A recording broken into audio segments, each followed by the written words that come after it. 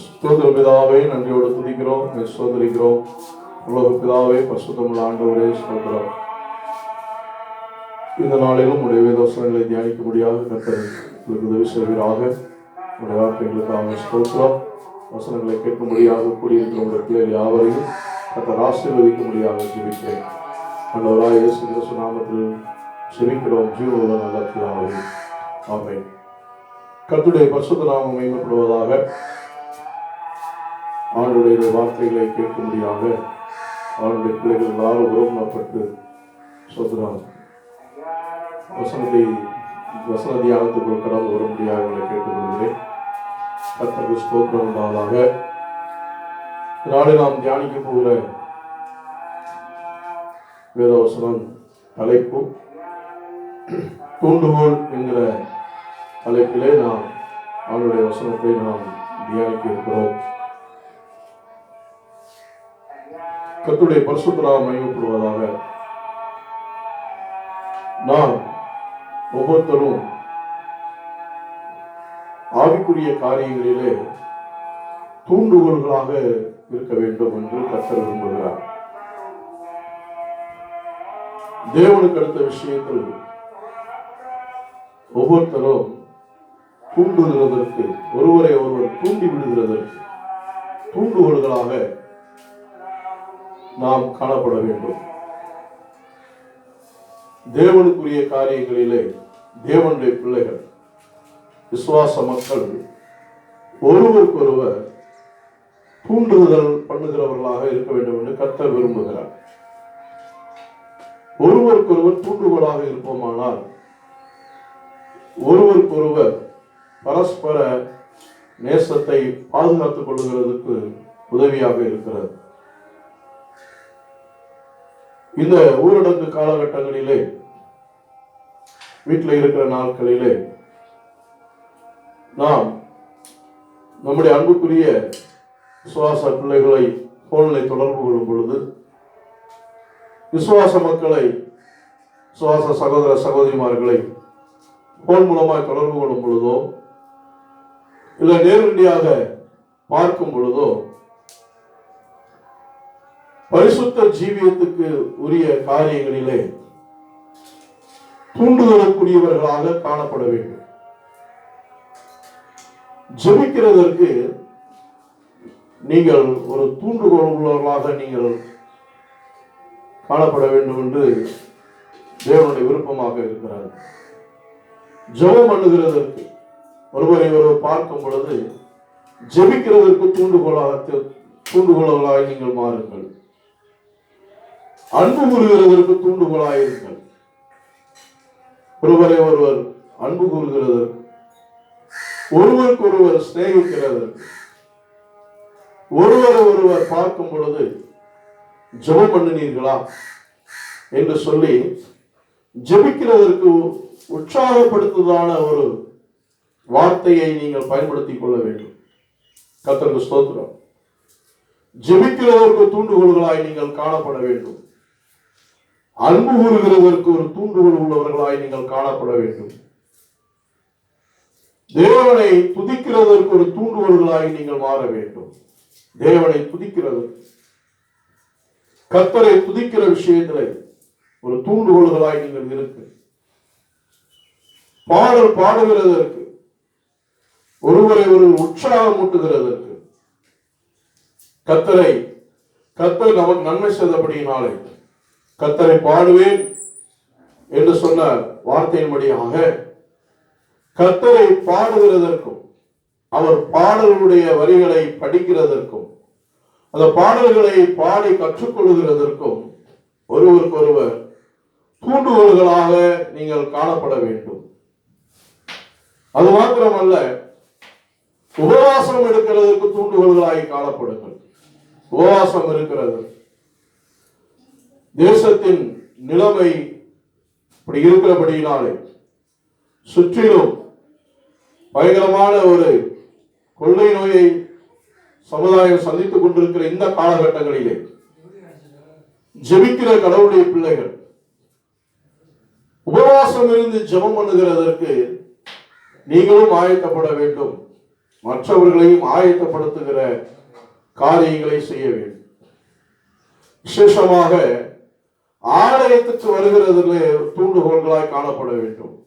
சங்கீதம் 122:1 சொல்லப்பட்டிருக்கிறபடி கர்த்தருடைய ஆலயத்துக்கு போவோம் வாருங்கள் என்று சொல்லி இருக்கிற வார்த்தையின்படியாக அந்த வசனம் ஒருவருக்கொருவர் உற்சாகப்படுத்துகிறதாகவும் ஒருவரை ஒருவர் தூண்டுகிறதாகவும் காணப்படுகிறது என்று நாம் அதில் பார்க்கிறோம். கர்த்தருடைய ஆலயத்துக்கு போவோம் வாருங்கள் என்று எனக்கு அவர்கள் சொன்னபோது மகிழ்ச்சியா இருந்தேன். அவர்கள் சொல்லப்படுது.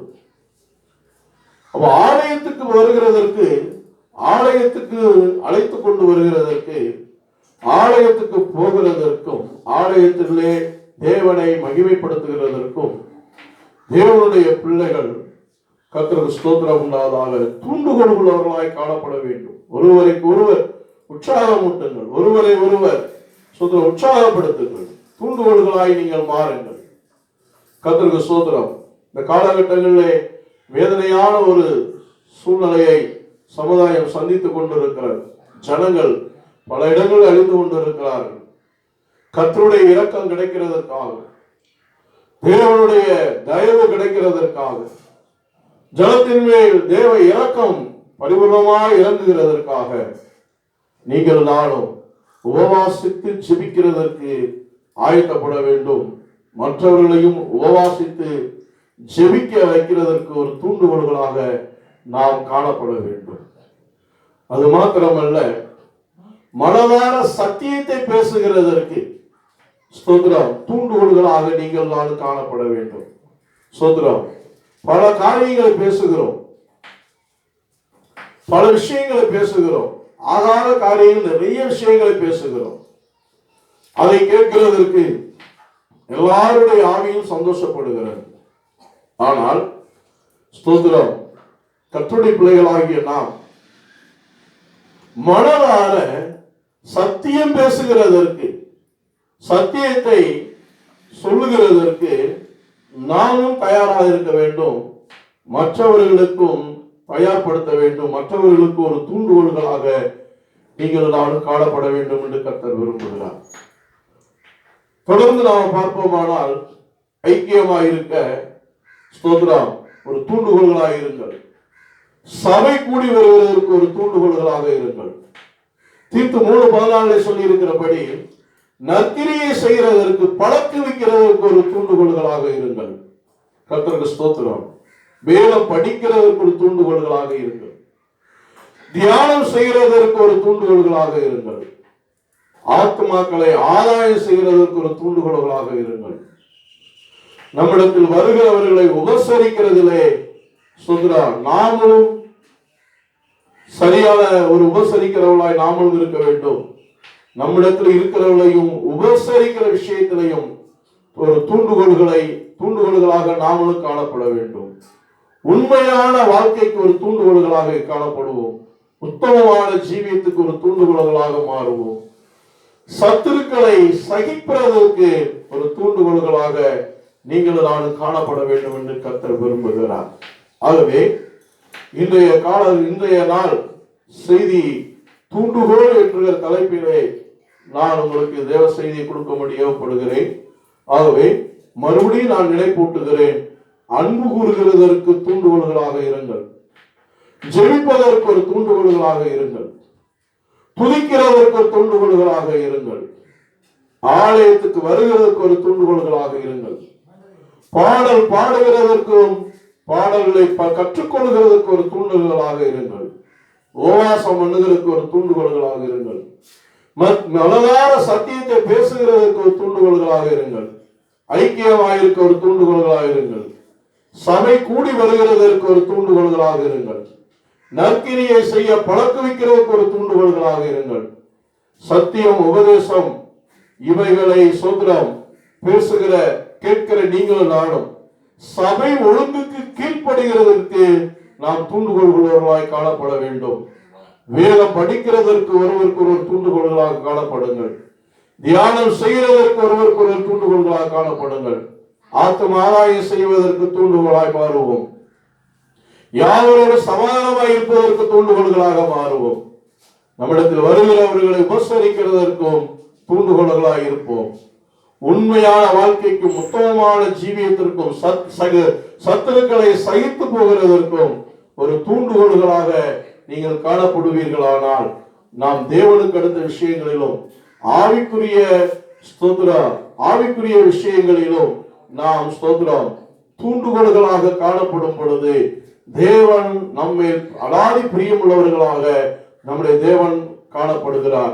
மாத்திரமல்ல, நம்முடைய தேவனுடைய விசேஷித்ததான பார்வை, இப்படிப்பட்டதான தூண்டுதல்கள் யாருக்குள்ளே இருக்கிறதோ அவர்கள் மேல் தேவனுடைய விசேஷித்த பார்வையும் விசேஷித்த தேவனுடைய கிருபையும் விசேஷித்த தேவனுடைய இரக்கமும் தேவனுடைய பிள்ளைகளுக்கு கிடைக்கிறது. இவை எல்லாவற்றையும் பரிசுத்தாவி பெற்றவர்களும் செய்யலாம், பரிசுத்தாவியை பெறாதவர்களும் இந்த தூண்டுகோள்களை உடையவர்களாக மாறலாம். ஆகவே பரிசுத்தாவின் அபிஷேகத்தை பெற்றவர்கள் இதற்கு நிச்சயமாகவே ஒருவருக்கொருவர் தூண்டுகோள்களாக காணப்பட வேண்டும். பரிசுத்தாவி அபிஷேகத்தை பெறாதவர்களாக இருந்தாலும் கூட சபை விசுவாச பிள்ளைகள் இப்படிப்பட்டதான ஒரு தூண்டுகோளுக்குள்ளே ஒருவரை ஒருவர் உற்சாகப்படுத்தி ஒருவரை ஒருவர் தாங்குகிற ஒருவரை ஒருவர் ஐக்கியப்படுத்துகிற வேலைகளை செய்யும் பொழுது கர்த்தருக்கு ஸ்தோத்திரம் உண்டாவதாக. ஒரு தேவனுடைய விசேஷித்த ஆசீர்வாதத்திற்கு நாம் பங்குள்ளவர்களாக மாறுகிறோம். ஆகவே நம்முடைய தேவனுக்கு அடுத்த விஷயத்திலும் ஆவிக்குரிய காலத்திலும் செயல்படுவதற்கும் வளருகிறதுக்கும் நாம் விசுவாச பிள்ளைகள் ஒருவருக்கொருவர் தூண்டுகோளாய் காணப்பட வேண்டும் என்று எழுதப்பட்டிருக்கிறது. பிரசங்கி புஸ்தகத்திலே 4ஆம் அதிகாரம் 9வது வசனத்திலிருந்து 12வது வசனத்தை வாசிக்கும் பொழுது கர்த்தருக்கு ஸ்தோத்திரம் உண்டாவதாக. நாம் ஒருவருக்கொரு ஒண்டியாய் இருப்பதிலும் இருவர் கூடி இருப்பது நலம் என்று சொல்லி இருப்பது போல ஒருவராய் இருக்கிறதை பார்க்கிறோம். கர்த்தருக்கு ஸ்தோத்திரம் உண்டாவதாக. ஒரு ஒண்டியாய் இருப்பதிலும் இருவர் கூடி இருப்பது நலம். அவருடைய பிரயாசத்தினால் அவர்களுக்கு நல்ல பலன் உண்டாகும். ஒருவன் விழுந்தால் அவன் உடனாடி அவனை தூக்கி விடுவான். ஒண்டியாயிருக்கிறவன் இருந்து விழுகிறவனுக்கு ஐயோ, அவனை தூக்கிவிட துணையிலேயே என்று எழுதப்பட்டிருக்கிறபடி கர்த்தருடைய பரிசுத்த நாமம் மகிமைப்படுவதாக. ஒரே ஒரு ஆளா தனிமரமா இருக்கிறதை விட ஒருவர் ஐக்கியப்படுத்துகிறதிலே ஒருவருக்கொருவர் தூண்டுகோடுகளாக இருப்பதிலே நாம் காணப்படுவோமானால் நாம் சோர்ந்து போகிற நேரத்திலே நம்முடைய சகோதரர்கள் மூலமாக நம்முடைய சகோதரிகள் மூலமாக ஒரு தூண்டுதல் நமக்குள்ளே உண்டாகும் பொழுது அந்த சோர்வுகள் நீங்கி உற்சாகப்படுகிறதற்கு ஏதுவாக காணப்படுகிறது. கர்த்தருடைய பரிசுத்த நாமம் மகிமைப்படுவதாக. ஆனா இன்னொரு காரியத்தை நம்ம பார்க்கும் பொழுது சாத்தான் யூதாசை தூண்டினான் என்று எழுதப்பட்டிருக்கிறது. யோவான் சுவிசேஷம் 13ஆம் அதிகாரத்திலே 2வது வசனத்திலே நாம் பார்க்கும் பொழுது யூதாஸ் காரியத்தை பிசாசு தூண்டினான் என்று எழுதப்பட்டிருக்கிறது. அப்படிப்பட்டதான தூண்டுதலுக்கு நாம் இடம் கொடுத்திராதபடி நம்முடைய ஆத்துமாக்களை நாம் பாதுகாத்துக் கொள்ள வேண்டும். கர்த்தருடைய பரிசுத்த நாமம் மகிமைப்படுவதாக. சீமோனின் குமாரனாகிய யூதாஸ் காரியத்து அவரை காட்டி கொடுக்கும்படி பிசாசானவன் அவன் இருதயத்தை தூண்டிட பின்பு அவர்கள் போஜனம் பண்ணி கொண்டு இருக்கையில் என்று எழுதியிருக்கிறது. பிசாசு யூதாஸ் காரியத்தை பிசாசு இயேசு கிறிஸ்துவை காட்டி கொடுக்கும்படி பிசாசானவன் அவருடைய இருதயத்தை யூதாஸ் காரியத்துடைய இருதயத்தை தூண்டினது போல விசுவாசிகள் அப்படிப்பட்டதான ஒரு தூண்டுதல் சாத்தானுடைய தூண்டுதலுக்கு போயிடக்கூடாது. அதில் விசுவாச பிள்ளைகள் கருத்துள்ளவர்களாக கவனமுள்ளவர்களாக காணப்பட வேண்டும். தேவனுக்கு அடுத்த விஷயத்திலே பரிசுத்தத்துக்கு அடுத்த விஷயத்திலே சபை கூடி வருகிறதுக்கு அடுத்த விஷயத்திலே ஐக்கியப்படுகிறதுக்கு விஷயத்திலே சபை ஒழுங்குக்கு கீழ்ப்படுகிற விஷயத்திலே ஒருவருக்கொருவர் தூண்டுகோள்களாய் காணப்பட வேண்டும். கர்த்தருக்கு ஸ்தோத்திரம். துச்செய்தி பரம்ப செய்ததான அன்னைக்கு இருந்ததான இஸ்ரவேல் சபையிலே சிலர் கொண்டு வந்து துச்செய்தியை பரப்ப பண்ணினார்கள். அப்படிப்பட்டதான துச்செய்தியை பரப்ப பண்ணின விசுவாசிகளை போல நாம இருந்து விடக்கூடாது. நாம் மறுபடியும் நினைப்பூட்டுகிறேன். இந்த காலகட்டங்கள் நமக்கு ஒரு நல்ல ஒரு அமைதலான ஒரு காலகட்டங்களாக வீட்டிலே அமர்ந்திருக்கிற ஒரு காலகட்டமா இருக்கிறதுனாலே ஒருவருக்கொருவர் போன் மூலமாகவோ இல்ல சபை வாய்ப்பு கிடைத்தால் நேரடியாகவோ ஒருவருக்கொருவர் சந்திக்கும் பொழுது அவருடைய ஒருவருக்கொருவருடைய விசுவாசம் வளர்கிறதுக்கு ஏதுவாக ஒருவருக்கொருவருடைய ஐக்கியம் வளருகிறதுக்கு ஏதுவாக, ஒருவருக்கொருவருடைய தேவ ஆசீர்வாதங்கள் வளருகிறதுக்கு ஏதுவாக, அபிஷேகத்திலே வளருவதற்கு ஏதுவாக, ரட்சிப்பிலே வளருகிறதுக்கு ஏதுவாக, பரிசுத்த ஜீவியத்திலே வளருகிறதுக்கு ஏதுவாக ஒருவருக்கு ஒருவர் தூண்டுகோள்களாய் நீங்கள் காணப்படுவீர்களானால் நிச்சயம் கர்த்தர் உங்கள் மேல் பிரியப்படுகிறவராய் இருக்கிறார் என்பதை நீங்கள் நானும் புரிந்து கொள்ள வேண்டும். கர்த்தருடைய பரிசுத்த நாமம் மேம்படுவதாக. வேதத்திலே ஒரு சில காரியங்களை நாம் பார்த்துவிட்டு இந்த செய்தி காரியங்களை நாம் நிறைவு செய்ய கர்த்தர் நமக்கு இரக்கம் செய்வாராக. கர்த்தருக்கு ஸ்தோத்திரம் உண்டாவதாக. ஸ்தோத்திரம். தெய்வீகமான ஸ்தோத்திரம். இங்கே நாம பார்க்கிறோம், ஒரு தூண்டுதல் என்கிற தலைப்பிலே தேவ செய்தியை தியானிக்கிறபடியினாலே ஒரு சிறுமியினுடைய ஒரு தூண்டுகோல் சொல்றோம் ஒரு பெரிய தெய்வீக சுகத்துக்கு நேராக நடத்தினது. கர்த்தருடைய பரிசுத்த நாமம் மகிமைப்படுவதாக. ஒரு சிறுமியுடைய தூண்டுகோல் ஒரு தெய்வீக சுகத்துக்கு ஏதுவாக நாகமான் என்கிறதான ஒரு குஷ்டரோகிக்கு வழிநடத்தினதை நாம் 2 ராஜாக்களின் புஸ்தகம் 5ஆம் அதிகாரம் 2வது வசனத்திலே நாம் வாசிக்கிறோம். சீரியாவில் இருந்து தண்டுகள் புறப்பட்டு இஸ்ரேல் தேசத்தில் இருந்த ஒரு சிறு பெண்ணை சிறைபிடித்துக் கொண்டு வந்திருந்தார்கள். அவள் நாகமானின் மனைவிக்கு பணிவிடை செய்து கொண்டிருந்தாள்.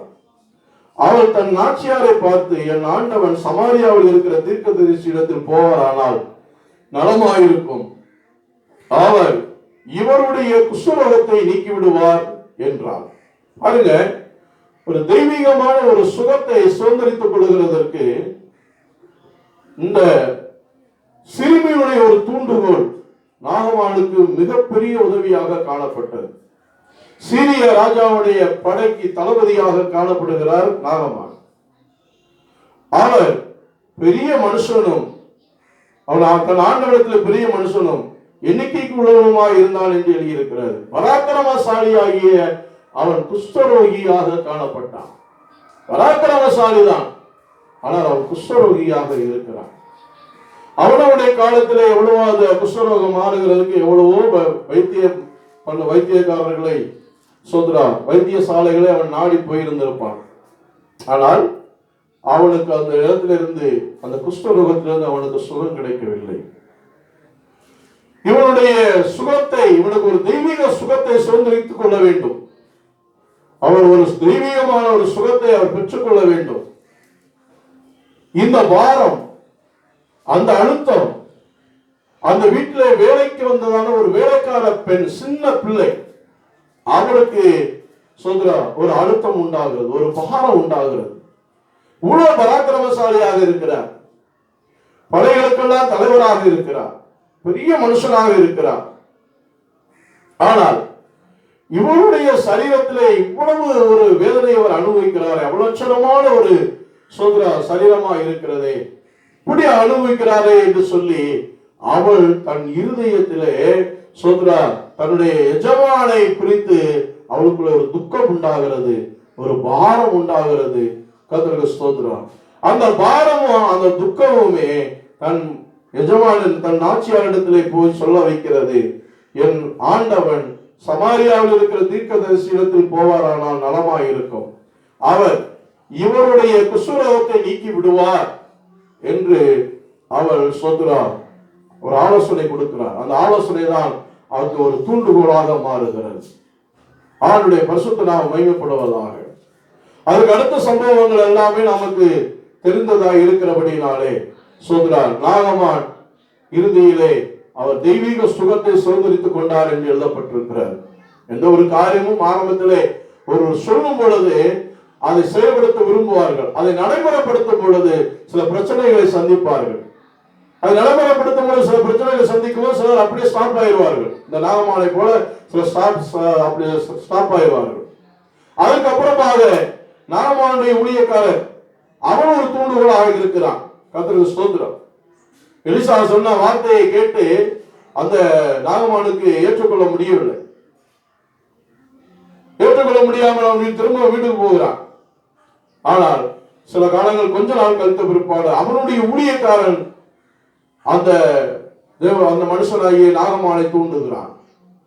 அவன் சொல்லுகிறான், 13ஆம் வசனத்தில் சொல்லுகிறான், தகப்பனே, அந்த தீர்க்கதரிசி பெரிய காரியத்தை செய்ய உமக்கு சொல்லி இருந்தார், அதை நீர் செய்வீர் அல்லவா, ஸ்நானம் பண்ணும் அப்பொழுது சுத்தமாவீர் என்று அவர் உம்மோடு சொல்லும் பொழுது அதை செய்ய வேண்டியது எத்தனை அதிகம் என்று சொன்னான். அப்பொழுது அவன் இறங்கி தேவனுடைய மனுஷன் வார்த்தையின்படியே யோர்தானில் 7 தரம் முழுகின போது அவன் மாம்சம் ஒரு சிறு பிள்ளையின் மாம்சத்தை போல மாறி அவன் சுத்தமானான் என்று எழுதியிருக்கிறார். இந்த நாகமானுடைய தெய்வீக சுகத்தை பெறுகிறதற்கு ஆரம்பத்திலே ஒரு சிறுமியினுடைய ஒரு சிறு பிள்ளையினுடைய தூண்டுகோல் முக்கியமாக இருக்கிறது. அடுத்து அதை நடைமுறைப்படுத்துகிறதற்கு இன்னொருவனுடைய தூண்டுகோலும் முக்கியமாக இருக்கிறார். இறுதியிலே அவன் சுகத்தை பெற்றுக் கொண்டான். இதுபோல இன்றைக்கும் ஆண்டவர் இயேசு கிறிஸ்து அற்புதமான ஒரு தெய்வீக சுகத்தை தருகிற தேவனாக இருக்கிறார். நாம் எல்லாரும் தெய்வீக சுகத்தை தருகிற நம்முடைய தேவனை நாம் இழந்து விட்டு ஸ்தோத்திரம் பரிகாரிகளை நாம் தேடிக்கொண்டு இருக்கிறோம். விசுவாச மக்கள், விசுவாசிக்கிறவர்கள் தெய்வீக சுகத்தை தருகிற தேவனை நிச்சயமாகவே அண்டிக் கொள்ளுங்கள். அவருடைய பாதத்திலே வந்து அமருங்கள். ஸ்தோத்திரம். நம்முடைய சரீரங்களில் காணப்படுகிற வேதனைகள், பிரச்சனைகள் நம்முடைய சரீரங்களை விட்டு நீங்களுமானால், நம்முடைய உடலில் இருக்கிறதான பிரச்சனைகள் நம்ம விட்டு நீங்களுமானால், பைபிள் நமக்கு என்ன சொல்லுகிறதோ அதை நாம் செயல்படுத்தினால் நிச்சயமாகவே ஆண்டவர் நமக்கு ஒரு பூரண சுகத்தை தருவார் என்று வேத வசனத்தின் நிச்சயத்தோடு நான் உங்களுக்கு சொல்லுகிறேன்.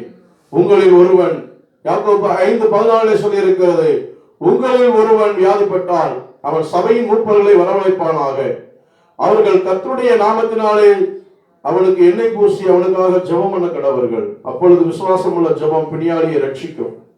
கர்த்தர் அவனை எழுப்புவார். அவன் பாவம் செய்தவனானால் அது அவனுக்கு மன்னிக்கப்படும். நீங்கள் சுஸ்தம் அடையும்படிக்கு உங்கள் குற்றங்களை ஒருவருக்கு ஒருவர் அறிக்கையிட்டு ஒருவருக்காக ஒருவர் ஜெபம் பண்ணுங்கள். நீதிமான் செய்யும் ஊக்கமான வேண்டுதல் மிகவும் பலனுள்ளதாக இருக்கும் என்று, மிகவும் பலனுள்ளதாக இருக்கிறது என்று சொல்லுகிறார். இதை எத்தனை பேர் செய்கிறோம்?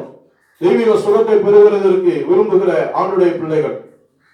புதிய ஏற்பாடு சத்தியத்தின்படி யாக்கோபு அப்போஸ்தலன் சொல்லுகிற இந்த காரியத்தை எத்தனை பேர் செய்கிறார்களோ அத்தனை பேருக்கும் நிச்சயமாகவே கர்த்தர் தெய்வீக சுகத்தை தருவார் என்பதை மறுக்க முடியாத உண்மையாக இருக்கிறார். ஆண்டுடைய பரிசுத்த நாம் மேம்படுவதாக. இரண்டாவதாக ஒரு காரியத்தை நாம் பார்க்கும் பொழுது, ஈசாக்கின் ஆசீர்வாதத்தை பெறுகிறதற்கு யாக்கோபுக்கு ரெபெக்காள் ஒரு தூண்டுகோலாக காணப்பட்டாள் என்று ஆதியாகமம் 27ஆம் அதிகாரத்திலே நாம் வாசிக்கிறோம். ஆண்டுடைய பரிசுத்த நாம் மகிமைப்படுவதாக. ஸ்தோத்திரம். ரெபெக்காள் யாக்கோபுக்கு ஒரு தூண்டுகோலாக காணப்படுகிறார். ஸ்தோத்திரம். ஈசாக்குடைய தகப்பனுடைய ஆசீர்வாதத்தை பெற வேண்டும். தகப்பன் தன்னுடைய இறுதி காலத்துக்கு அவர் வருகிறார். காலங்கள் இறுதியாகி கொண்டு இருக்கிறது. அவருடைய கண் இருளடைந்து பார்வையற்று போனபடியினாலே தகப்பனுக்கு ஒரு ஆசை, தன்னுடைய மூத்த மகனை அழைத்து அவனை ஆசீர்வதிக்க வேண்டும் என்று தகப்பனுக்கு ஒரு ஆசை. ஸ்தோத்திரம். அவன் தன்னுடைய மூத்த மகனாகிய ஏசாவை அழைத்து, நான் முதிர் வயதானேன், என் மரணம் இன்ன நாளில் என்று அறியேன். ஆகையால் நீ உன் ஆயுதங்களாகிய உன் அம்பார துணியையும் உன் வில்லையும் எடுத்துக்கொண்டு வனத்துக்கு போய் எனக்காக வேட்டையாடி அதை எனக்கு பிரியமாய் இருக்கிற ருசியுள்ள பதார்த்தங்களாக சமைத்து நான் புசிக்கவும் நான் மரணம் அடையும் முன்னே என் ஆத்துமா உன்னை ஆசீர்வதிக்கவும் எண்ணத்தில் கொண்டு வா என்றான். கர்த்தருடைய பரிசுத்த நாமம் மேம்படுவதாக. தகப்பனுடைய ஆத்மா பிள்ளைகளை ஆசீர்வதிக்க வேண்டும். ஸ்தோத்திரம். ஆவி ஸ்தோத்திரம். மனம் சிலரை ஆசீர்வதிக்கும், ஆனா மனசத்தின் இன்னொரு பக்கத்துல என்ன செய்யும்? ஸ்தோத்திரம். ஒரு பக்கம் வேதனையை உண்டாக்கி கொண்டு இருக்கும். அவனுடைய பரிசுத்த நாமம் மகிமைப்படுவதாக. மனப்பூர்வமாகவே ஈசாக்கு ஏசாவை அழைத்து, என் ஆத்துமா உன்னை ஆசீர்வதிக்கும்படி என்னிடத்தில் அவைகளை கொண்டு வா என்று சொல்லுகிறார். இதை கேட்டதான ஏசாவுக்கு பயங்கர சந்தோஷம். என் தகப்பன் என்னை ஆசீர்வதிக்க போகிறார். என் தகப்பனுடைய ஆசீர்வாதத்தை அவரே எனக்கு கூப்பிட்டு, ஸ்தோத்திரம், உன்னை நான் ஆசீர்வதிக்கப்படி எனக்கு கொண்டு வா என்று சொல்லி இருக்கிறார். ஆகவே அவன் வேட்டையாட கிளம்பி போகிறான். உற்சாகத்தோடு போயிருப்பான். வேட்டையாடுகிறதுக்கு வனத்துக்கு போய்விட்டான். ஆனால் இவை எல்லாவற்றையும் கேட்டுக்கொண்டிருந்த ரெபெக்காள், யாக்கோபு தான் ஆசீர்வதிக்கப்பட வேண்டும், யாக்கோபு ஆசீர்வாதத்துக்குரியவன், தேவனே யாக்கோபை தான் தெரிந்து கொண்டிருந்தார். ஸ்தோத்திரம். அதனாலே யாக்கோபு ஸ்தோத்திரம் ஆசீர்வதிக்கப்படுகிறதற்கு அருமையான அவருடைய தாய் ஸ்தோத்திரம் ரெபெக்காள் ஒரு தூண்டுகோலாக அங்கே காணப்படுகிறார். தன்னுடைய மகன் யாக்கோபை வரவழைக்கிறார். யாக்கோபிடத்திலே நான் சொல்லுகிறபடியெல்லாம் செய் என்று சொல்லுகிறார். உன்னை யாக்கோபு பயப்படுகிறார். ஸ்தோத்திரம்.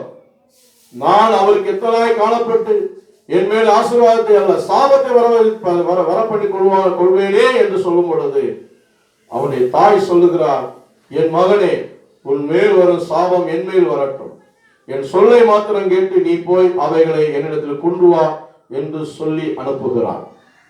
கர்த்தருடைய பரிசுத்த நாமம் மகிமைப்படுவதாக. தகப்பனுடைய ஆத்மா ஆசீர்வதிக்க வேண்டும். நம்ம எல்லாருக்கும் ஒரு தகப்பன் இருக்கிறார். அந்த தகப்பனுக்கு பேரு தான் தேவன். பிதாவாகிய தேவன், குமாரனாகிய தேவன், பரிசுத்த ஆவியாகிய தேவன். இந்த தேவனுடைய ஆசீர்வாதம், அவருடைய ஆத்மா நம்மை ஆசீர்வதிக்க வேண்டும். கர்த்தருக்கு ஸ்தோத்திரம் உண்டாவதாக. யாக்கோபை போல பல எத்தனைகளாக நாம் காணப்படலாம். மோசமான ஒரு வாழ்க்கை வாழ்ந்தவர்களாக இருக்கலாம். கீழ்த்தரமான ஒரு கேவலமான ஒரு வாழ்க்கை வாழ்ந்தவர்களாக காணப்படலாம். ஆனால் தேவனுடைய திருச்சபைக்குள் வந்திருக்கிற தேவ பிள்ளைகள், இயேசு கிறிஸ்துவின் இரத்தத்தினால் மீட்கப்பட்ட தேவனுடைய பிள்ளைகளுக்கு பரலோகத்தின் தேவனுடைய ஆசீர்வாதம் இறங்க வேண்டும். உங்கள் ஆவி, உங்கள் ஆத்மா, சரீரத்திலே, உங்கள் வீடுகளிலே, உங்கள் குடும்பங்களிலே தகப்பனுடைய ஆசீர்வாதம் தங்கி இருக்க வேண்டும். எல்லாருடைய ஆசீர்வாதமும் அல்ல. கர்த்தருக்கு ஸ்தோத்திரம். மாம்ச பிரகாரமான தகப்பனுடைய ஆசீர்வாதம், தாயுடைய ஆசீர்வாதம் எவ்வளவு அவசியமோ அதை பார்க்கிறோம். உனக்காக ஜீவனை கொடுத்த பரலோகத்தின் தேவன் நமக்கு நல்ல ஒரு தகப்பனாக இருக்கிறார். அந்த தகப்பனுடைய ஆசீர்வாதம் நம்முடைய வீட்டிலே தங்க வேண்டும். கர்த்தருக்கு ஸ்தோத்திரம் உண்டாவதாக. அந்த தகப்பனுடைய ஆசீர்வாதம் நம்முடைய வீட்டிலே தங்குமானால் நம்முடைய வீடு ரட்சிப்பின் கம்பீர சத்தம் நம்முடைய வீட்டிலே தொனித்துக் கொண்டே இருக்கும். கர்த்தருடைய பரிசுத்த நாமம் மகிமைப்படுவதாக. துன்மார்க்கருடைய வீட்டிலே கர்த்தருடைய சாபம் இருக்கிறது. நீதிமானின் வாசஸ்தலத்தையோ கர்த்தர் ஆசீர்வதிக்கிறார். அநேக துன்மார்க்கருடைய வீடுகளிலே பொருள் இருக்கிறது, பொண்ணுகள் இருக்கிறது, செல்வங்கள் இருக்கிறது, செழிப்புகள் இருக்கிறது. உலக பிரகாரமான எல்லா விதமான ஆசீர்வாதங்களும் அவருடைய வீடுகளிலே நிறைந்து இருக்கிறது. ஆனால் இருக்க வேண்டியது என்ன? கர்த்தருக்கு ஸ்தோத்திரம். நிம்மதி இல்லை, சமாதானம் இல்லை, சௌக்கியம் இல்லை, ஆரோக்கியம் இல்லை, ஆசீர்வாதம் இல்லை. தேவனுடைய ஆசீர்வாதம், கர்த்தருடைய ஆசீர்வாதமே ஐஸ்வர்யத்தை தரும். அதோடு கூட வேதனையை கொடுத்தா கர்த்தருடைய ஆசீர்வாதம் ஒரு மனுஷனுக்கு ஐஸ்வர்யத்தை தருகிறது. அந்த ஐஸ்வர்யம் என்ன? கிருபையின் ஐஸ்வர்யம், மகிமையின் ஐஸ்வர்யம், இரக்கத்தின் ஐஸ்வர்யம், தயவு என்கிற ஐஸ்வர்யம். கர்த்தருக்கு ஸ்தோத்திரம். தயவு என்கிற ஐஸ்வர்யம், இரக்கம் என்கிற ஒரு ஐஸ்வர்யம், கிருபை என்கிற ஒரு ஐஸ்வர்யம், மகிமை என்கிற ஒரு ஐஸ்வர்யம். இப்படிப்பட்டதான ஐஸ்வர்யத்தை ஆண்டுடைய பிள்ளைகள் சம்பாதித்து வைத்திருக்க வேண்டும். இந்த ஆசீர்வாதமே தேவன் பரலோகத்திலிருந்து நமக்கு அனுப்பி தருகிற மிகப்பெரிய ஆசீர்வாதம். இந்த ஆசீர்வாதத்தை சுதந்திரித்துக் கொள்கிறதற்கு யாக்கோபுக்கு ஒரு ரெபெக்காள் தூண்டுகோலாக இருந்தது போல சபை ஊழியக்காரர்கள் விசுவாசிகளுக்கு ஒரு தூண்டுகோல்களாக காணப்படுகிறார்கள். ஆண்டுடைய பரிசுத்த நாமம் மகிமைப்படுவதால் தேவனுடைய பிள்ளைகளுக்கு, விசுவாச பிள்ளைகளுக்கு ஸ்தோத்திரம். தேவனுடைய சபையை நடத்துகிற ஊழியக்காரர்கள் அவர்கள் தூண்டுகோல்களாக காணப்படுகிறார்கள். அப்படியா? தூண்டுகோல்களாக இருக்கிறதான சபை நடத்துகிற ஊழியக்காரர்களுடைய வார்த்தைகளுக்கும் தேவனுடைய ஜனங்கள் ஸ்தோத்திரம் கீழ்ப்படிய வேண்டும் என்று வேதம் நமக்கு தெளிவாய் சொல்லுகிறது. அதற்கு அவன் தாய் சொல்லுகிறார், என் மகனே, உன் மேல் ஒரு சாபம் என் மேல் வரட்டும், என் சொல்லை மாத்திரம் கேட்டு நீ போய் அவைகளை என்னிடத்தில் கொண்டு வா என்று சொல்லி அவளை தைரியப்படுத்துகிறார். ரெபெக்கா யாக்கோபை தைரியப்படுத்துகிறார். இதே போல தேவனிடத்தில் நெருங்கி சேருகிறதற்கு, ஸ்தோத்திரம், தேவனிடத்தில் ஐக்கியப்படுகிறதற்கு, தேவனோடு உறவாடுகிறதற்கு, தேவனுடைய சபையிலே நிலைத்திருக்கிறதற்கு தேவனுடைய மனுஷர்களாக இருக்கிறதான ஊழியர்கள் வெகு பாடுபடுகிறார்கள், வெகு பிரயாசப்படுகிறார்கள். தேவனுடைய ஆத்மாவை ஆசீர்வதிக்க வேண்டும் மாத்திரமல்ல, தேவனுடைய ஸ்தானாதிபதிகளாக தேவன் வைத்திருக்கிற ஊழியக்காரர்களாகிய அவர்களுடைய ஆத்மாவும் நம்மை ஆசீர்வதிக்க வேண்டும். கர்த்தருக்கு ஸ்தோத்திரம் உண்டாவதாக.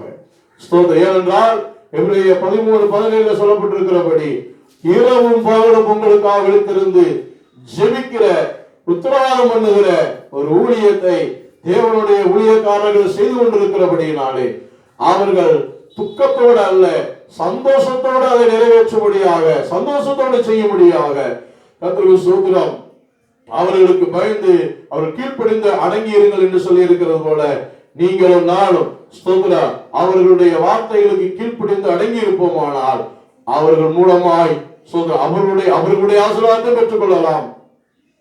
அவர்கள் மூலமாய் பரலோக தேவனுடைய ஆசீர்வாதத்தை சுதந்திரித்துக் கொள்ளலாம். இந்த யாக்கோபு மேலே ஈசாக்குடைய ஆசீர்வாதம் எவ்வளவு அருமையாய் வந்து இறங்கினது போல ஸ்தோத்திரம், தேவன் உங்களையும் என்னையும் அவ்வளவாய் ஆசீர்வதிக்கிறதுக்கு அவர் வல்லமை உள்ளவராக இருக்கிறார். முதல்ல நான் சொன்னது போல ஆவிக்குரிய ஐஸ்வர்யத்தையும் ஆண்டவர் நமக்கு தருகிறார், பூமிக்குரிய ஐஸ்வர்யத்தையும் ஆண்டவர் நமக்கு தருகிறார், பூமிக்குரிய ஆசீர்வாதத்தையும் கர்த்தர் தருகிறார்.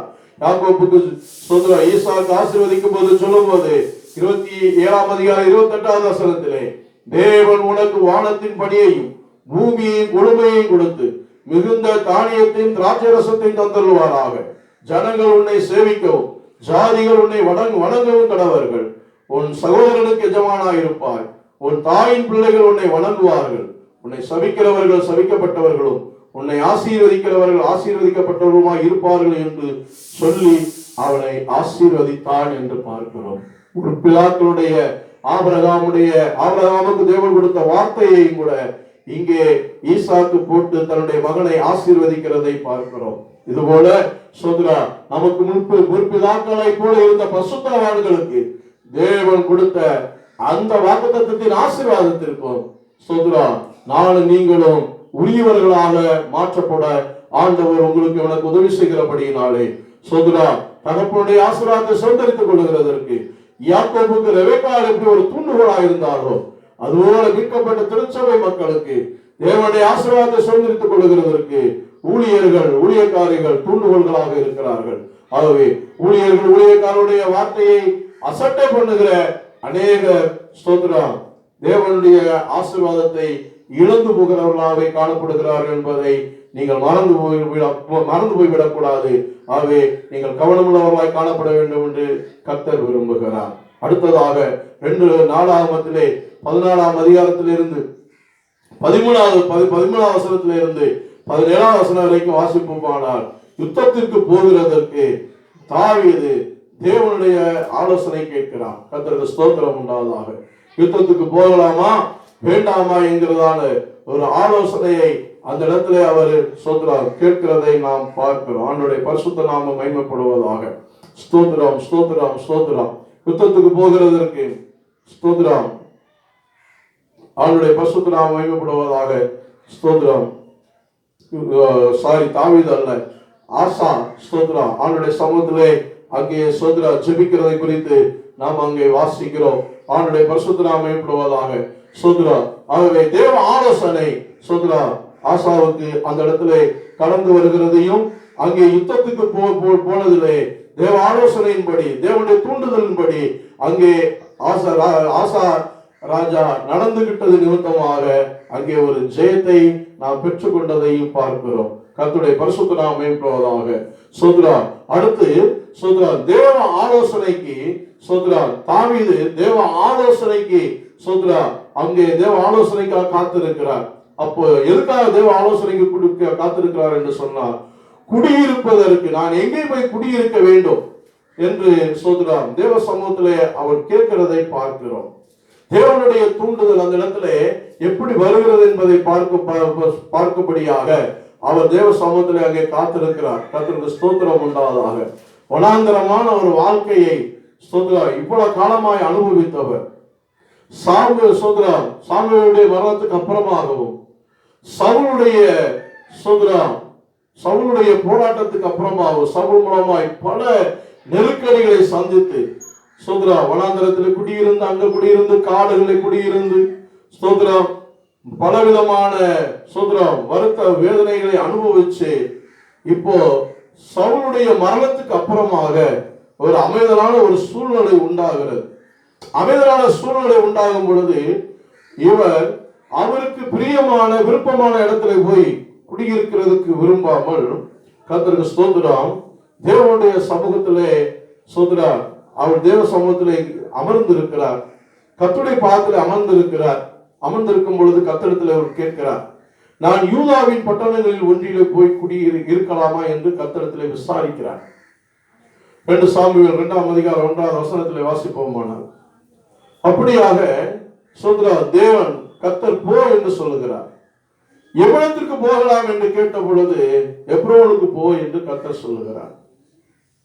அப்போ தேவனுடைய தூண்டுதல் எப்ரோனிலே யூதாவை யூத மக்களுக்கு ராஜாவாக, எப்ரோனிலே தாவீதை ராஜாவாக அபிஷேகம் பண்ண வேண்டும். அது தேவனுடைய நோக்கமாக இருந்தபடியினாலே இவர் தேவ சமூகத்தில் இருந்துட்டு தேவ சமூகத்தில் இருக்கிறார். குடியிருக்கிற எங்க போய் குடியிருக்கலாம், இவனுக்கு விருப்பமான இடத்துல, இவருக்கு விருப்பமான இடத்துல போய் குடியிருக்கலாம். ஆனால் இவர் பல இடங்கள்லயே அப்படியே சுத்திக்கிட்டு காடுகளையும் வனாந்தரங்களையும் பலவிதமான மிருகங்களோடும் பலவிதமான நெருக்கமான வாழ்க்கை வாழ்ந்து ஒரு கிட்டத்தட்ட ஒரு 12-13 வருஷங்கள் நெருக்கமான ஒரு வாழ்க்கை வாழ்ந்த பிற்பாடு ஒரு அமைதலான ஒரு சூழ்நிலை உண்டாகும் பொழுது தனக்கு பிரியமான இடத்துல போய், தனக்கு பிரியமா இருந்தாலும் அது தேவ சித்தமா கர்த்தருக்கு பிரியம்தானா என்று கர்த்தரிடத்திலே கர்த்தருக்கு ஸ்தோத்திரம் உண்டாவதாக, கர்த்தருடைய சித்தம் அறிந்து கர்த்தருக்கு சித்தமா இருந்தால் மாத்திரமே அந்த இடத்துல போய் நாம் குடியிருக்க வேண்டும் என்று விரும்பி கர்த்தருடைய சமூகத்திலே காத்திருக்கிறார். இதுல தேவனுடைய தூண்டுதல் என்னவென்றால், கர்த்தருக்கு ஸ்தோத்திரம், இந்த தாவீதை எப்ரோனிலே ராஜாவாக அபிஷேகம் பண்ண வேண்டும். இது தேவனுடைய நோக்கமாக இருந்தபடியினாலே அந்த இடத்துல அனுப்புகிறதற்கு தேவனும் சம்மதிக்கிறார். ஸ்தோத்திரம். வேதவசனம் சொல்லுகிறது, சங்கீதக்காரன் சொல்லுகிறார், கர்த்தர் குடியிருக்கிறதற்கு அவர் எல்லையை நியமித்திருக்கிறார் என்று சங்கீதத்திலையும் வாசிக்கிறோம், அப்போஸ்தலர் நடபடிகளின் புத்தகத்திலையும் நாம வாசிக்கிறோம். கர்த்தருக்கு ஸ்தோத்திரம் உண்டாவதாக. பிரியமானவர்களே, ஒரு இடத்துல நாம் தாங்கி போய் குடியிருக்கிறோம் என்று சொன்னால் அது தேவ சித்தம் இல்லாமல் நாம் போய் குடியிருப்போம் என்று சொன்னால் அதுல வருகிற பல பிரச்சனைகளுக்கு நாம தான் பொறுப்பெடுக்க முடியும். கர்த்தர் இந்த இடத்துலதான் நம்மளை குடியிருக்க வைத்திருக்கிறார் என்று சொன்னால் அந்த இடத்துலதான் நம்ம குடியிருக்கணும். அது நமக்கு பிரியமா இருந்தாலும் சரி, பிரியம் இல்லாமல் இருந்தாலும் சரி, அந்த வாழ்க்கையினுடைய அந்த சூழ்நிலைகள் நம்மளை சுற்றி, நம்ம வீட்டை சுற்றி இருக்கிறதான சூழ்நிலைகள் நமக்கு ஆப்போசிட்டா இருந்தாலும் சரி, ஏற்றுக்கொள்ளக்கூடியதா இருந்தாலும் ஏற்றுக்கொள்ள முடியாத சூழ்நிலைகளில் இருந்தாலும் கர்த்தருடைய பரிசுத்த நாமம் மகிமைப்படுவதாக. கர்த்தர் அந்த இடத்துலதான் நம்மை குடியிருக்க வைத்திருக்கிறார் என்று சொன்னால் அந்த இடத்துலதான் நம்ம குடியிருக்கணுமே அல்லாமல், ஸ்தோத்திரம், இந்த ஆபிரகாமுடைய சகோதரனுடைய மகனாகிய லோத்து தெரிந்து கொண்டது போல நாம தெரிந்து கொண்டு நாம விரும்பி போவோம் என்று சொன்னால் அதுல வந்த அனைத்து நஷ்டத்திற்கும் லோத்துடைய சந்ததி தான் பொறுப்பானது. ஸ்தோத்திரம்.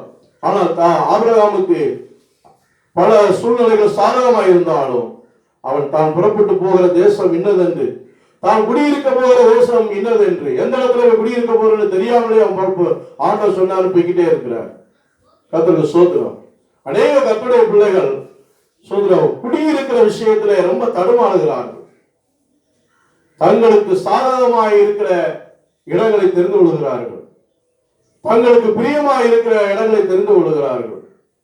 அக்கம் பக்கத்தில் உள்ளவர்களாம் விரோதிகளாக இருந்தா உடனே வீட்டை காலி விட்டு போயிடுறாங்க, வீட்டை வித்துட்டு போயிடுறாங்க.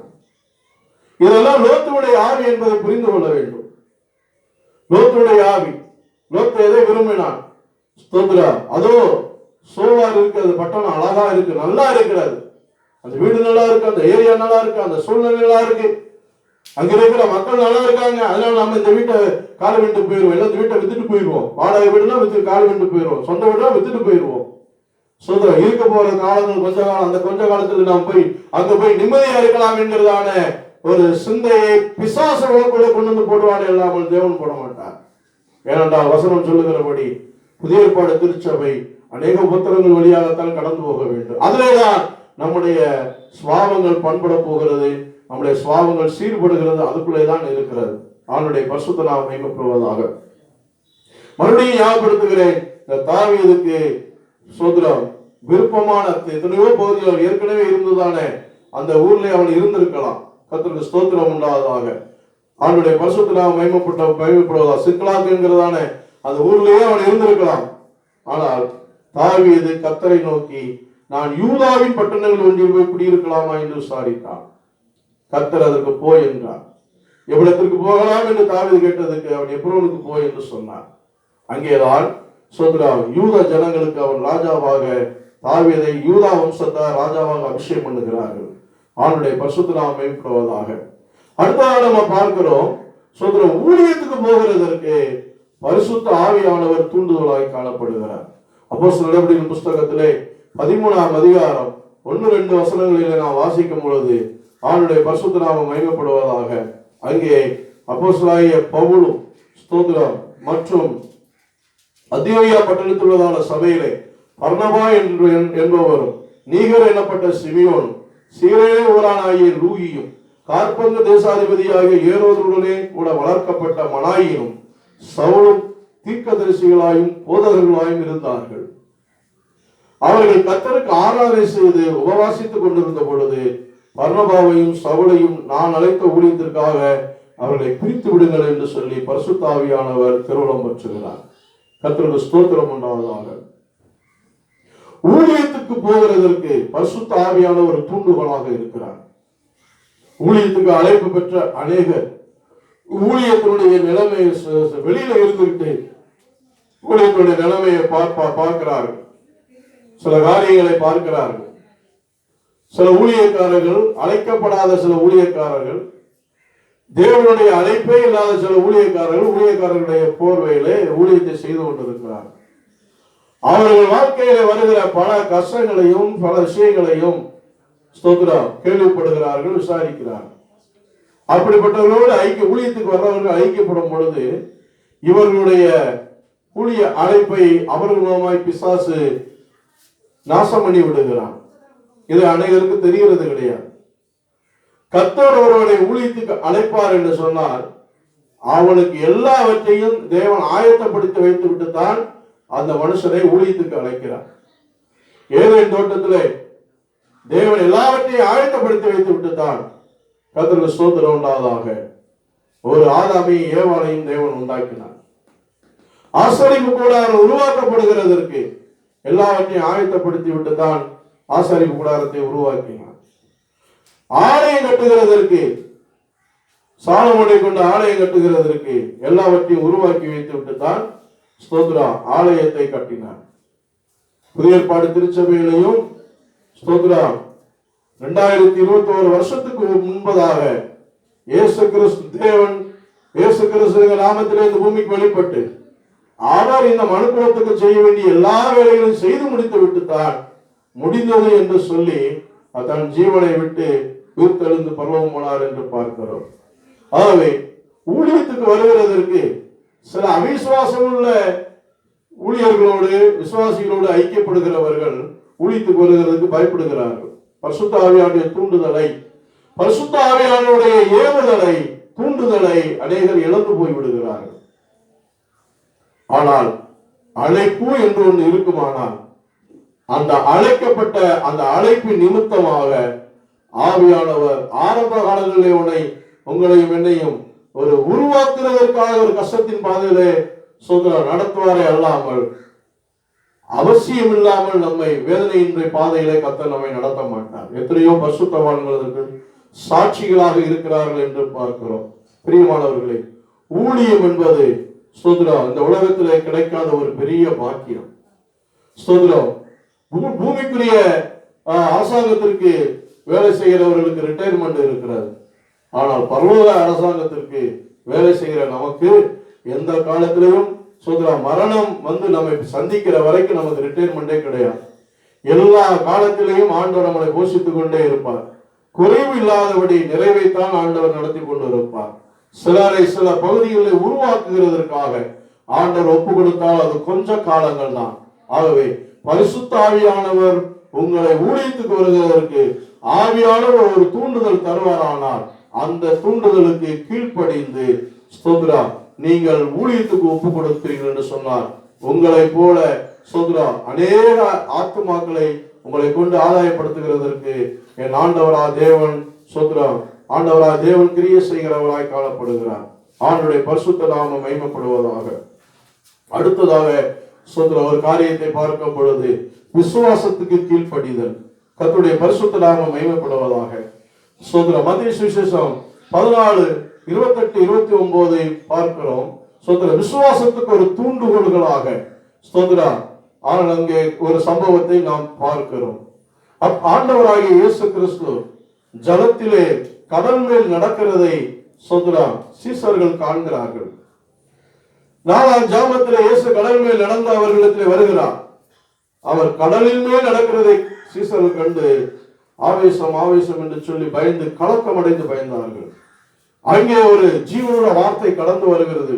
தினங்களுங்கள், நான் தான், பயப்படாதீர்கள் என்கிற ஒரு வார்த்தை வருகிறது. அப்பொழுது பேதுரு அவரை நோக்கி, ஆண்டவரே நீரே ஆனால் நான் ஜலத்தின் மேல் நடந்து உம்மிடத்தில் வர எனக்கு கட்டளையிடும் என்றார். அதற்கு அவர் வா என்றார். அப்பொழுது பேதுரு படவை விட்டு இறங்கி இயேசுவிடத்தில் போக ஜலத்தில் மேல் நடந்தார். கர்த்தருக்கு ஸ்தோத்திரம் உண்டானார். தேவனுடைய வார்த்தைக்கு கீழ்ப்படிதலுக்கு ஸ்தோத்திரம் ஒரு தூண்டுகோல். வா, அந்த வார்த்தையை ஸ்தோத்திரம் அவர் செயல்படுத்தினார் என்று பார்க்கிறோம். கடல் மேல் நடக்கிறதுக்கு ஒரு தூண்டுகோல், கடலில் மேல் நடக்கிறதுக்கு ஒரு தூண்டுகோல் தேவனுடைய வார்த்தை. இந்த உலகம் ஒரு கடலுக்கு சமமாக இருக்கிறது. இந்த உலகத்திலே விசுவாசிகள் நடக்கணுமானால், விசுவாசத்துக்கு கீழ்ப்படிந்து நடக்கணுமானால் தேவனுடைய வார்த்தை, இயேசு கிறிஸ்துவுடைய வார்த்தை சோதரா ஒரு தூண்டுகோல்களாக சோதரா இருக்கிறது என்பதை நீங்கள் புரிந்து கொள்ள வேண்டும். சோதரா இதை குறித்து விளக்கமாய் சொல்வதற்கு நேரம் இல்லை. தேவனுடைய வார்த்தை தேவ ஜனங்களுக்கு ஒரு தூண்டுகோலாக இருக்கிறது. இயேசு கிறிஸ்துவுடைய வார்த்தை பேதுருக்கு ஒரு தூண்டுகோலாக இருந்தது கடல்ல நடக்கிறது. இந்த உலகம் ஒரு கடலுக்கு சமமாக இருக்கிறது. உங்களுடைய படகு விசுவாசத்துக்கு சமமாக இருக்கிறது. அதனாலே நம்முடைய ஆண்டவராக இயேசு கிறிஸ்து இந்த கடல் மேல் நடந்தது போல அவரு இன்றைக்கு இந்த உலகத்திலே பல விதத்திலும் பல கிரியைகளை செய்து கொண்டிருக்கிறார். அவருடைய பிள்ளைகளாகிய நாம் சோதரா அவருடைய வார்த்தையை விசுவாசித்து சோதரா அந்த வார்த்தையானது நமக்கு தூண்டுகோல்களாக, வாக்குத்தத்தமானது நமக்கு ஒரு தூண்டுகோல்களாக இருக்கிறபடியினாலே இயேசுவை நோக்கியே நாம் போய்கொண்டு இருக்கணுமே இல்லாமல் சோதரா வலது பக்கம் இடது பக்கம் நாம பார்த்தோம்னா காற்று பலமாய் அடிக்கிறதை கண்டு பயந்து அமிழ்ந்து போனது, பேதுரு அமிழ்ந்து போனது போல நாமும் இயேசுவை பார்க்கிற பார்வையை விட்டு நாம் கொடுத்ததான வாக்குத்தத்தத்தையும் வார்த்தையையும் பற்றி பிடித்துக் கொண்டு இயேசு கிறிஸ்துவை பார்க்கிற பார்வையை விட்டு வலது பக்கம் இடது பக்கம் பார்த்தோம் என்று சொன்னால் கடலுக்குள்ளேயே அமிழ்ந்து போய் விடுவோம். இயேசு சொன்ன கையை அப்படி இருந்து இயேசு கிறிஸ்து கையை நீட்டி அவனை பிடித்து அற்ப விசுவாசி ஏன் சந்தேகப்பட்டாய் என்று சொன்னது போல ஒருவேளை மூழ்கிற இடம் வந்தாலும் சரி இயேசு கை தூக்கி விட்டு விடுவார். ஏனென்றால் நீனு நான் சார்ந்து இருக்கிறது அவருடைய வார்த்தையை, உங்களை என்னையும் தூண்டி விடுகிறது அவருடைய வார்த்தையும் வாக்குத்தத்தமும் அபிஷேகமும் நம்மை தூண்டி விடுகிறதா இருக்கிறபடினாலே ஸ்தோத்திரம். ஆண்டவர் நிச்சயமாகவே இமைப்பொழுது உன்னை கைவிட்டேன், ஆனால் உருக்கமான இரக்கத்தினாலே உன்னை சேர்த்துக் கொண்டேன் என்று சொன்னவர் ஸ்தோத்திரா. நம்மை அவருடைய உருக்கமான இரக்கத்தினால் நிச்சயமாக நம்மை தூக்கி விடுவார், சந்தேகப்பட வேண்டாம். கடைசியாக லூக்கா சுவிசேஷம் 2:27 சொல்லப்பட்டிருக்கிறபடி ஆலயத்துக்கு வருகிறதற்கு சிமியோனுக்கு ஸ்தோத்திரம் ஒரு தூண்டுகோல்களாக சோத்ரா அங்கே சோத்ரா பரிசுத்த ஆவியானவர் காணப்பட்டார் என்று பார்க்கிறோம். ஆவியான ஏவுதலின்படி ஆலயத்துக்கு சிமியோன் கடந்து வந்து இயேசுவை பார்க்கிறார். இயேசு கிறிஸ்துவை கையில் எடுக்கிறார். ஸ்தோத்திரம். லூக்கா 2:27 சொல்லப்பட்டிருக்கிறபடி அவன் ஆவியின் ஏவுதலினாலே தேவாலயத்துக்கு வந்திருந்தான். இயேசு என்னும் பிள்ளைக்காக நியாயப்பிரமாண முறைமையின்படி செய்வதற்கு தாய் தாப்பன்மார் அவரை உள்ளே கொண்டு வருகையில் அவன் அவரை தன் கையில் ஏந்தி கொண்டு தேவனை ஸ்தோத்தரித்தான் என்று பார்க்கிறோம். பிரியமானவர்களே, தேவனுடைய நாமும் நம்முடைய சபைக்குள்ளே வந்திருக்கிறதான விசுவாச பிள்ளைகளும் ஒருவருக்கொருவர் தூண்டுகோடுகளாய் காணப்படுவோமானால், தூண்டுகோடுகளாய் இருப்போமானால் தேவனுக்கு அடுத்த விஷயத்திலே நாம் வளர்ச்சி அடையலாம். ஆவிக்குரிய காரியங்களே வளர்ச்சி அடையலாம். சோத்ரா, அதை செயல்படுத்துகிறதற்கு நாம் வளர்ச்சி அடையலாம். சோத்ரா, ஆகவே ஒன்றியா இருந்து ஒரு காரியத்தை சாதிக்க முடியாது. ஒருவருக்கு ஒருவர் தூண்டுகோளாய் இருப்போமானால், ஒன்றியா இருப்பதிலும் இருவர் கூடியிருப்பதனாலும் அவருடைய பிரயாசத்தினால் அவர்களுக்கு நல்ல பலன் உண்டாகும். ஒருவன் விழுந்தான் உடையாளி அவனை தூக்கி விடுவான். ஒன்றியா இருந்த விழுகிறவனுக்கு ஐயோ அவனை தூக்கிவிட துணையிலேயே என்று எழுதியிருக்கிறபடி சோத்ரா, ஒருவருக்கு ஒருவர் தூண்டுகோடுகளாய் நீங்கள் காணப்பட வேண்டும். கர்த்தருக்கு ஸ்தோத்திரம் உண்டாவதாக. ஒரு தெய்வீக சுகத்திற்கு ஒரு சிறுமி தூண்டுகோளாய் இருந்தால் அதை நடைமுறைப்படுத்தி அந்த சுகத்தை பெற்றுக் கொள்கிறதற்கு நாகமானின் ஊழியக்காரன் ஒரு தூண்டுகோளாய் இருந்தான். கர்த்தருக்கு ஸ்தோத்திரம். தகப்பனுடைய ஆசீர்வாதத்தை சுதந்திரித்துக் கொள்கிறதற்கு ரெபெக்கா ஒரு தூண்டுகோளாய் இருந்தான். கர்த்தருக்கு ஸ்தோத்திரம். குடியிருக்கிறதற்கு தேவ ஆலோசனை அங்கு ஒரு தூண்டுகோளாய் கடந்து வருகிறது. ஊழியத்துக்கு போகிறதற்கு பரிசுத்த ஆவியானவர் ஒரு தூண்டுகோளாய் இருக்கிறார். ஸ்தோத்திரம். தேவனுடைய வசனத்துக்கு கீழ்ப்படுகிறதற்கு ஸ்தோத்திரம். தேவன் ஆண்டவர் இயேசு கிறிஸ்துவையே நோக்கி போகிறதற்கு வாக்குத்தத்தமும் வார்த்தைகளும் ஸ்தோத்திரம் நமக்கு தூண்டுகோளாய் இருக்கிறது. இறுதியிலே இயேசு கிறிஸ்துவை பார்க்கிறதற்கு, அவரை தரிசிக்கிறதற்கு, அவருடைய வருகையில் எடுத்துக் கொள்ளப்படுகிறதற்கு, அவரை முகமுகமாய் தரிசிக்கிறதற்கு ஆவியானுடைய ஏவல் நமக்கு ஒரு தூண்டுகோளாக இருக்கிறது. சோதரா, இந்த உலக வாழ்க்கையிலே நாம் நிறைவு செய்துவிட்டு சோதரா ஆண்டுடைய வருகை பிந்துமானால் சோதரா நம்முடைய சரீரம் மண்ணிலே சோதரா சாய்க்கப்படுகிறது, நம்முடைய ஆவி எடுத்துக் கொள்ளப்படுகிறது. ஒருவேளை ஆண்டவர் இயேசு கிறிஸ்து வரும்பொழுது இந்த பூமியிலே நாம் இருப்போமானால் அவரை சந்திக்கிறதற்கு சோதரா நாம் ஆயத்தம் உள்ளவர்களாய் காணப்பட வேண்டி இருக்கிறது.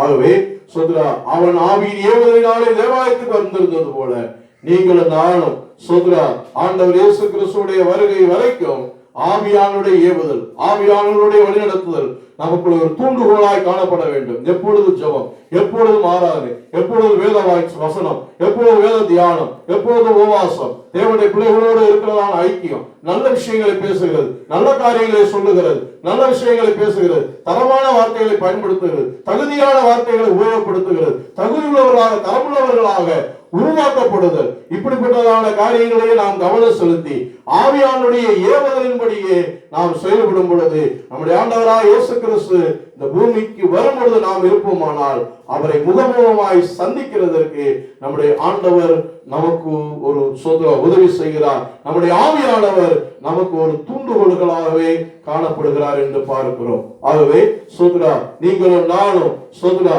மற்றவர்களுக்கும் தூண்டுகோலாயிருப்போம். ஸ்தோத்ரா, நம் மற்றவர்களுக்கு தூண்டுகோலாய் இருப்போம். ஆவிக்குரிய ஜீவியத்தில் வளர்ச்சியாளருக்கு தூண்டுகோலாய் இருப்போம். இப்பொழுது பார்த்ததான இந்த காரியங்களை எல்லாம் சபை விசுவாசிகள் சுதந்திரித்துக் கொள்கிறதற்கு தூண்டுகோல்களாய் காணப்படுவோம். ஒருவருக்கொருவர் உற்சாகம் ஊட்டுவோம், ஒருவரை ஒருவர் ஜெபத்திலே தாங்குவோம், ஒருவருக்கு ஒருவர் சோதரா பலமுள்ள வார்த்தைகளை சொல்லி அவர்களை விசுவாசத்திலே அவர்களை தைரியப்படுத்தி கிறிஸ்துவுக்குள்ளே பலப்படுத்துகிறதான ஒரு வேலையை செய்வோம். சோத்ரா அவிசுவாசமான அபருத்தியான வார்த்தைகளை சொல்லி சோத்ரா மற்றொரு நம்ம மக்களை சோத்ரா சமாதான குறைச்சலுக்குள்ளே நாம் நடத்தாதபடி சோத்ரா விசுவாசத்துக்கு ஏதுவான சோத்ரா ஜீவனுக்கு ஏதுவான வார்த்தைகளை சொல்லி, ரட்சிப்புக்கு ஏதுவான வார்த்தைகளை சொல்லி சோர்ந்து போயிருக்கிறவர்களை, பலவீனப்பட்டவர்களை கடவுளுடைய வார்த்தைகளையும் ஆண்டவருடைய நடத்துதலை சொல்லி சாட்சிகளை சொல்லி அவருடைய மக்களை திடப்படுத்தி தைரியப்படுத்துகிற ஒரு தூண்டுகோல்களாக நீங்கள் நான் காணப்படுவோம். கர்த்தர் உங்களையும் என்னையும் ஆசீர்வதிப்பாராக. இந்த வாரம் இந்த வசனத்தை நாம் தியானத்தை எடுத்துக்கொண்டிருக்கிறபடினாலே இந்த வாரத்திலே இந்த காரியங்களை நீங்கள் செயல்படுத்துங்கள். ஆண்டவர் உங்களை ஆசீர்வதிப்பாராக. அன்புள்ள பிதாவே, ஜெபம் பண்ணுவோம். அன்புள்ள பிதாவே, கிருபையுள்ள ஆண்டவரே, இரக்கமுள்ள தேவனே, ஸ்தோத்திரம். உம்முடைய வார்த்தைகளுக்காக ஸ்தோத்திரம். தூண்டுகோல் என்கிற தலைப்பிலே உங்களுடைய வசனங்களை தியானிக்கும்படியாக கர்த்தர் எங்களுக்கு உதவி செய்தபடியினால் ஸ்தோத்திரம். நாங்கள் ஒருவருக்கு ஒரு தூண்டுகோலாக இருந்து ஆண்டவரே சோத்திரம், ஒருவருக்கு ஒரு ஆவிக்குரிய ஜீவியத்தில் வளர்ச்சி அடைகிறதற்கு நாங்கள் எல்லாரும் சோத்திரம் ஒருமனப்பட்டு செயல்பட கர்த்தர் எங்களுக்கு உதவி செய்வீராக. இது அப்படியே செய்ததுக்காக ஸ்தோத்திரிக்கிறோம். தொடர்ந்து உங்களுடைய பிள்ளைகள் இருக்கிற வீடுகளையும் அவர் தங்கி இருக்கிறதான ஏரியாக்களையும் கர்த்தர் ஆசீர்வதிப்பீராக. பாதை அணுகாதபடி, பொல்லாப்பு நேரிடாதபடி மக்களை பாதுகாத்துக் கொள்ளுங்க, ஆசீர்வதிங்க. ஆண்டவராக இயேசு கிறிஸ்து நாமத்தில் ஜெபிக்கிறோம் ஜீவனோடு நல்ல பிதாவே, ஆமென். நாத்துமாவே கர்த்தரை ஸ்தோத்திரி, உங்களுடைய பரிசுத்த நாமத்தை ஸ்தோத்திரி. நாத்துமாவே கர்த்தரை ஸ்தோத்திரி, கர்த்தர் செய்த சகல உபகாரங்களையும் மறவாதே. ஆமென்.